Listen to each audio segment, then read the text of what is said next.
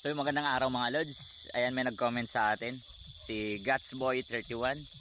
1437 stock ng Smash ko idol.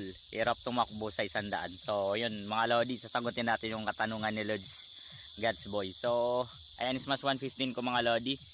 So nagpalit na tayo ng 1434. So 1434 mga lodi, may video tayo na ilan yung top speed niya.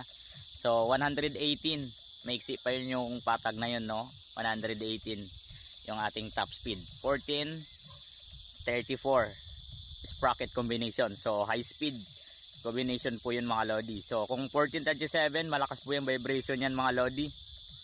Lalo na pag tumakbo po kayo ng 80, 70 to 80, mararamdaman nyo na po yung kanyang vibration. So kung gusto nyo ng tahimik yung makina nyo, mahina yung vibrate, so palitan nyo na po yan ng 1434.